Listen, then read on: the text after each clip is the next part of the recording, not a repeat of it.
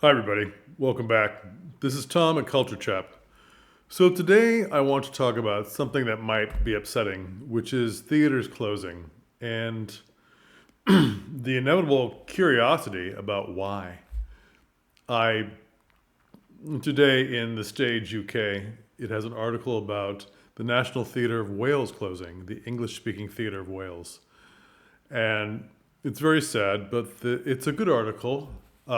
I recommend you read this online paper. There's a lot.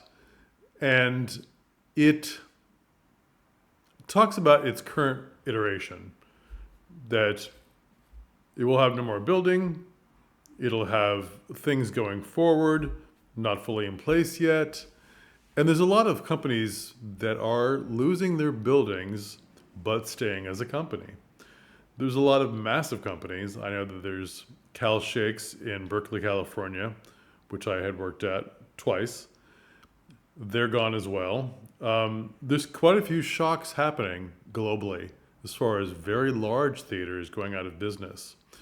Now, the thing that people are so curious about and they ask me to comment on is difficult because they think these places are so large and they have such incredible funding.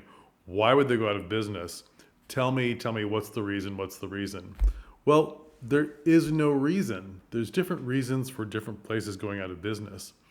Now, in the Welsh theater, they were missing, they had national funding, which happens in the UK, and that was cut. So £1.5 million were cut from their budget, and they just couldn't move forward. It, of course, is not that simple. Cal Shakes in Berkeley, California, I don't know, but I'm sure it has to do with their funding as well, even though they're in a very rich area of Northern California with very wealthy investors and donors. What it takes to run these places is not something that the rest of us in the public or even the other parts of theater are privy to. So asking us, we don't know. In fact, a lot of these companies, the answer is so complex, even most of them don't know. I mean, they can look at different aspects of their theater and say, a drop in this, a drop in that. We can't go forward. But there is no one answer to these places going out of business.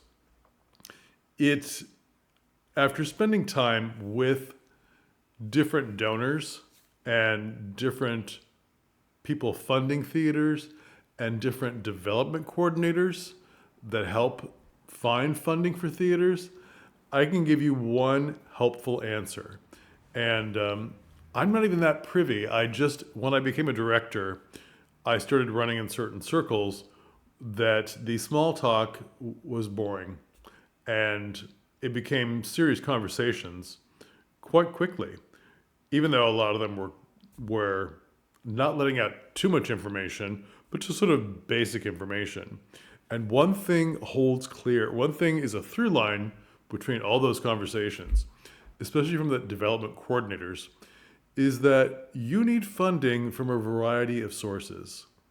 I know there's a lot of theaters that are smaller theaters in the States that have one or two very large donors, and their theater is doing fine. But you lose one donor, and suddenly you're failing. Okay?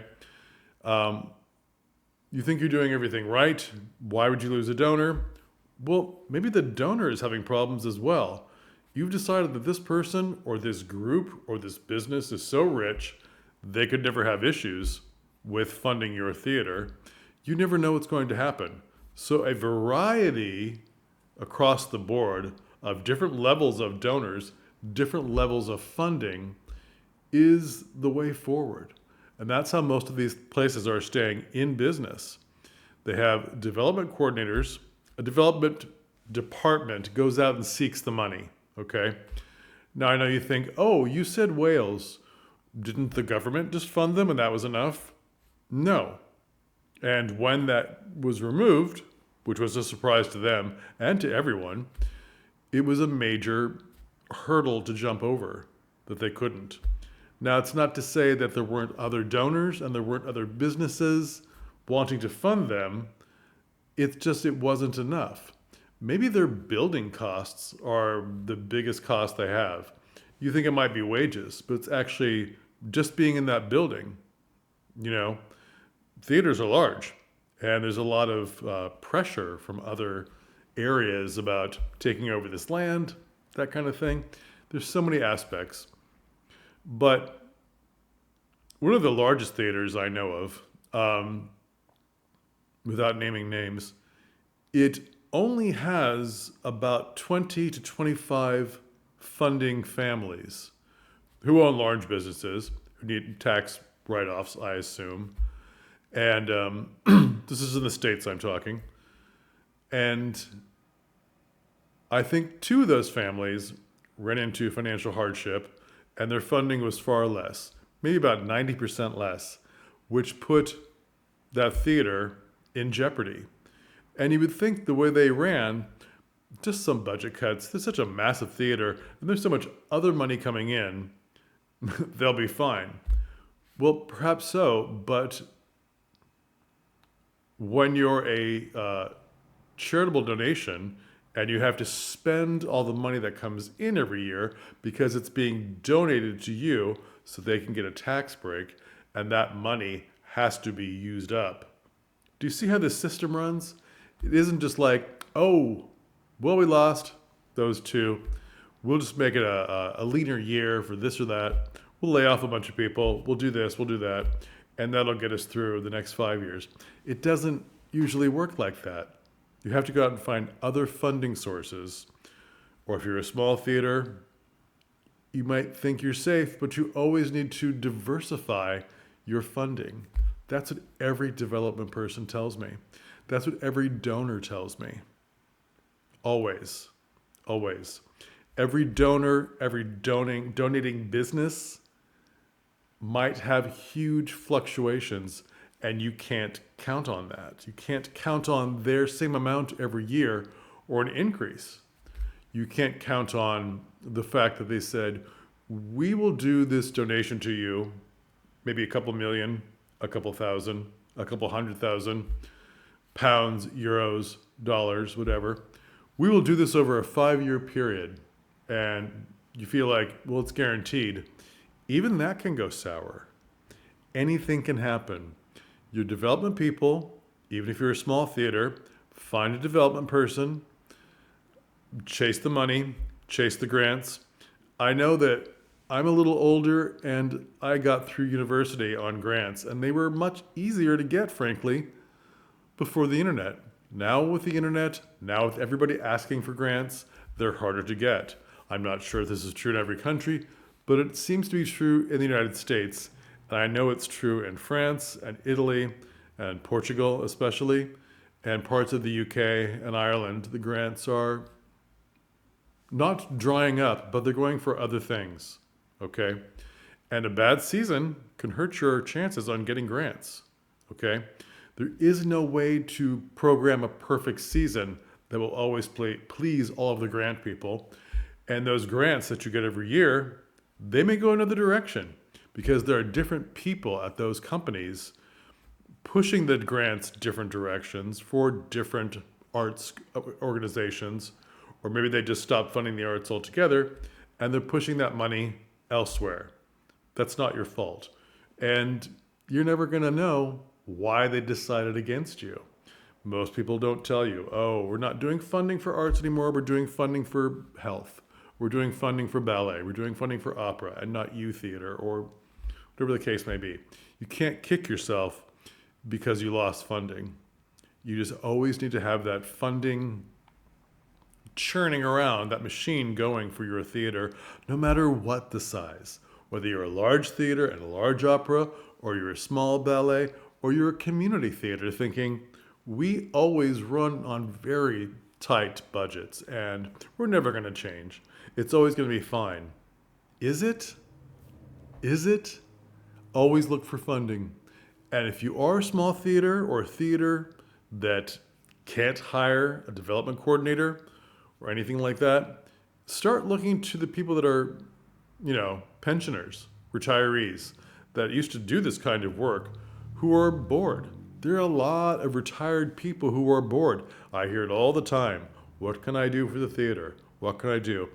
At a lot of these theaters, I'm afraid you're just giving them work like ushering, and then they're more bored. I mean, people who usher, thank goodness for you, wonderful. But there's people out there that are past accountants, past development coordinators, past a lot of things that can help your business. Now, if you're a small theater, if you're a community theater, you think, well, I don't need that person. Or if I have that person, there's not enough work for them to do. Maybe there is. Maybe the only amount of work they do for you is once a week or twice a month. Whatever is the deal for you. And oh, I'm so busy that I can't possibly oversee what they're doing. Development people they are self-starters, and that's how you need to find. How do you find them? That's a whole other video. And frankly, I can't answer that question. But start asking around. Start asking for those people who want to do those kind of things. There are businesses that want to spread their money around for different reasons, and you don't know why. And that's not for you to pursue, but start contacting them. Start getting a volunteer that you can trust, a smarty, to start contacting them. There's all different kinds of scenarios. And if you're a larger theater and you have decided that you're not going to hire a development coordinator, that department is doing just fine, any day that department can crash. And then how long do you have until you're in trouble?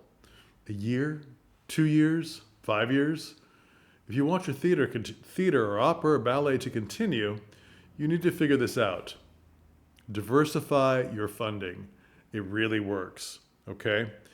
And frankly, a lot of you theaters that are small are not taking advantage of Fractured Atlas.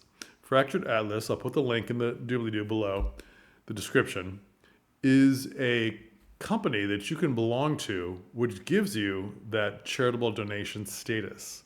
Okay, it's a lot more involved than just this video. I'm going to give you the link. Please look into it and see if your theater qualifies, because a lot of you do. Okay, then you can take in charitable donations and give them the appropriate tax write-off. It's a good thing. It's a really good thing. All right. It's such a big topic, and I can't give you all the answers, but I can give you that one answer. Diversify funding sources. Okay? It's really what I hear every time. And I've been hearing it for about 15 years. And it's always the same bottom line. Diversify. All right, that's enough for today. I hope your theater is doing well. I hope your holiday season shows are selling really well and that you're not in trouble and you never will be. But let's be forewarned. All right? Let's look at these other companies and think, I know I'm not them, their size, or in that country, or in the other country where this happened, or in that city, but we're more closely connected globally and what happens to the theaters than you think. Learn from the others, learn their success stories and their pitfalls, if they'll share them with you. All right. Please like and subscribe. We'll talk again. Thanks.